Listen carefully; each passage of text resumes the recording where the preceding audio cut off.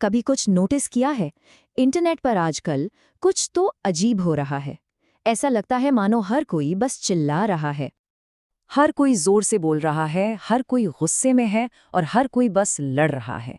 Online गुस्सा इतना normal हो गया है कि साल के 365 दिन किसी भी बात पर गुस्सा होना, लड़ना झगड़ना और कमेंट्स में एक दूसरे को बुरा भला कहना, ये सब बहुत आम लगने लगा है। और सबसे हैरानी की बात तो ये है कि ऐसा करने पर अक्सर ढेर सारे व्यूज़ भी मिलते हैं। अगर किसी को लगता है कि ये सब नेचुरल है, तो शायद एक बार फिर सोचने की ज़रूरत है। तो चलिए आज इस पूरे मामले की तह तक जाते हैं। आज हम समझने की कोशिश करेंगे उस आउटरीच इकोनॉमी को, जहां लोगों के गुस्से को एक प्रोडक्ट में बदल दिया गया है, जिसे खरीदा और बेचा जाता है। इस इकोनॉमी का सबसे ज़रूरी टूल है रेज बेट। ये एक ऐसा कंटेंट होता है जिसे जानबूझकर ऐसा बनाया जाता है कि लोग उसे देखकर भड़क जाएं, उन्हें गुस्सा आए। और क्यों? ताकि ज़्यादा से ज़्यादा व्यूज़, शेयर्स और कमेंट्स मिल सकें। न्यूज़ चैनलों से लेकर इंस्टाग्राम इन्फ्लुएंसर्स तक हर कोई जाने अनजाने इसी फॉर्मूले का इस्तेमाल कर रहा है। देखिए, इस नई दुनिया में वायरल होने के लिए ये जरूरी नहीं कि लोग आपको पसंद करें। जरूरी ये है कि लोग आपको नोटिस करें। कुछ लोग तो इसी फॉर्मूले से सुपरहिट हो गए। उन्होंने हमारे गुस्से को, हमारे आउटरीच को एक तरह से मोनेटाइज करना सीख लिया है। चलिए, इसी बात पर एक ज़ॉम्बी की कहानी सुनते हैं, जिसका नाम है राजू। राजू की हर सुबह फ़ोन से ही शुरू होती है। टॉयलेट सीट पर बैठे बैठे उसे एक रील दिखती है। पहले तो वो उसे एंजॉय करता है, लेकिन फिर वो खुद को रोक नहीं पाता। उसे एक गुस्सा भरा, नैतिकता सिखाने वाला कमेंट करना ही होता है। तेरा बाप देखेगा तो शर्म से मर जाएगा। राजू यहाँ न सिर्फ अपना समय बर्बाद कर रहा है, बल्कि दुनिया में और नेगेटिविटी फैला रहा है। और उसे तो ये पता भी नहीं है कि वो इस साइकिल में बुरी तरह फंस चुका है। लेकिन सवाल ये है कि ये गुस्सा फैला कौन रहा है? इसका जवाब छिपा है एल्गोरिदम के एक बहुत बड़े सीक्रेट में, एक ऐसे टारगेट में जो शायद हमारे सोचने का तरीका ही बदल दे। हमारी पीढ़ी के सबसे स्मार्ट लोगों में से एक युval नोआ हरारी अपनी किताब में लिखते हैं कि कुछ साल पहले यूट्यूब पर हर दिन 100 मिलियन घंटे का कंटेंट देखा जा रहा था। 100 मिलियन घंटे हर एक दिन! ये अपने आप में एक बहुत बड़ी कामयाबी थी। लेकिन वो एक कॉर्पोरेट कंपनी है और वो यहीं नहीं रुकने वाली थी।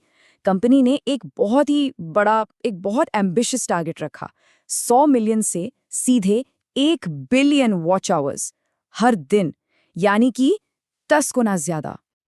अब सवाल ये था कि कोई भी कंपनी अपने इंगेजमेंट में 10 गुना की बढ़ोतरी आखिर कैसे कर सकती है? उन्होंने अपने सबसे पावरफुल टूल, अपने एआई एल्गोरिदम्स को इसी काम पर लगा दिया। और पता है एआई ने क्या खोज निकाला? एक बहुत ही अजीब चीज। बस 3 शब्द: आउटरेज ड्राइव्स एंगेजमेंट। मतलब गुस्सा ही एंगेजमेंट बढ़ाता है। एजुकेशन नहीं, वो तो बोरिंग है। दया या करुणा भी एक समय के बाद एंटरटेनिंग नहीं लगती। लेकिन अगर कोई कंट्रोवर्सी होती है तो उसमें सबको इंटरेस्ट होता है, सबको गॉसिप चाहिए। और सुनिए, ये सिर्फ कोई थ्योरी नहीं है। द सोशल डिलेमा नाम की एक डॉक्यूमेंट्री में फेसबुक, गूगल और ट्विटर के ही टॉप एग्जीक्यूटिव्स ने ये बात खुद मानी। उन्होंने कहा, हमने ही ये प्लेटफॉर्म्स बनाए हैं और हम अच्छी तरह जानते हैं कि ये कैसे काम करते हैं। इसीलिए हम अपने बच्चों को इन्हें इस्तेमाल नहीं करने देते। इसका मतलब ये हुआ कि ये प्लेटफॉर्म सिर्फ सोशल मीडिया नहीं है, बल्कि एक तरह की ह्यूमन लैब है, जहां हम सब पर हर रोज एक्सपेरिमेंट्स होते हैं।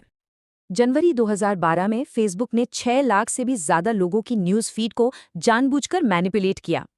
उनकी फीड से सारे पॉजिटिव पोस्ट हटा दिए गए और उन्हें सिर्फ और सिर्फ नेगेटिविटी दिखाई गई, ये देखने के लिए कि उनके मूड पर क्या असर पड़ता है। फिर 2018 में फेसबुक ने अपने एल्गोरिथम में एक और बड़ा बदलाव किया। इस नए बदलाव का नाम था MSI, यानी कि मीनिंगफुल सोशल इंटरैक्शन। अब लाइक्स की कोई वैल्यू नहीं थी, क्योंकि एक लाइक करना तो बहुत आसान है। लेकिन अगर कोई लंबे लंबे कमेंट्स लिखता है या वीडियो शेयर करता है तो उसे MSI माना जाएगा। प्रॉब्लम ये थी कि एल्गोरिदम तो एक मशीन है, वो अच्छे और बुरे इंटरैक्शन में फ़र्क नहीं समझ पाया।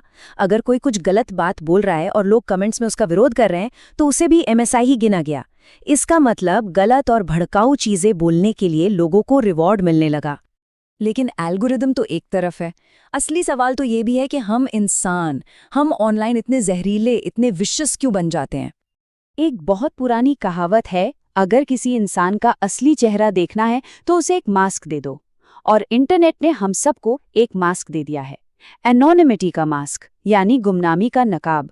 यहाँ हमें अपने किए के परिणामों का कोई डर नहीं होता, कोई अथॉरिटी नहीं होती, और इसीलिए हम वो सब कह जाते हैं जो असल दुनिया में कहने की कभी हिम्मत नहीं करते। जब इंसान के मन से परिणामों का डर हटा दिया जाता है तो वो कितना खतरनाक हो सकता है, ये हमें मरीना अब्रामोविक के 1974 के एक एक्सपेरिमेंट से पता चलता है। वो 6 घंटों के लिए एक आर्ट गैलरी में एक ऑब्जेक्ट की तरह चुपचाप बैठी रहीं। उनके सामने 72 चीजें रखी थीं, एक गुलाब के फूल से लेकर एक लोडेड गन तक।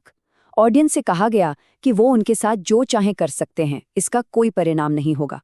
पहले तो लोग झिझके, लेकिन फिर किसी ने उनके कपड़े फाड़ दिए, किसी ने ब्लेड से उनकी गर्दन पर घाव किया और किसी ने तो उन पर लोडेड गन तक तान दी। 6 घंटे बाद जब मरीना ने एक इंसान की तरह रिएक्ट करना शुरू किया तो वो सब लोग गैलरी से भाग गए। वो परिणाम फेस नहीं करना चाहते थे।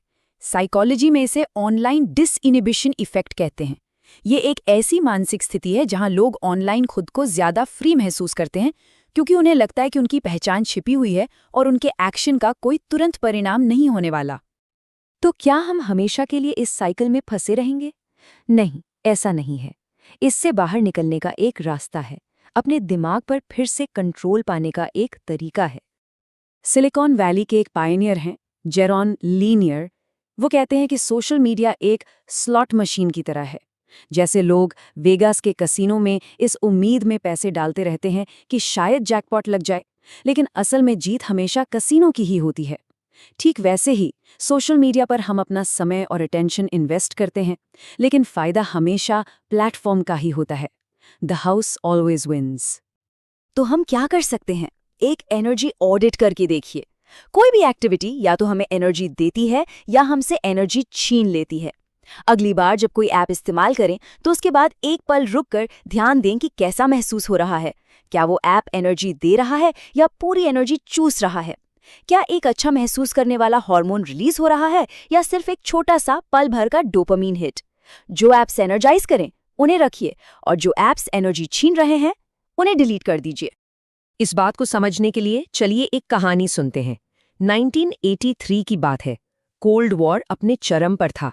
सोवियत यूनियन के एक मिलिट्री ऑफिसर थे, स्टैनिस्लाव पेट्रोव।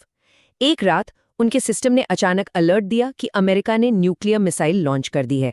प्रोटोकॉल के हिसाब से उन्हें तुरंत जवाबी हमला करना था।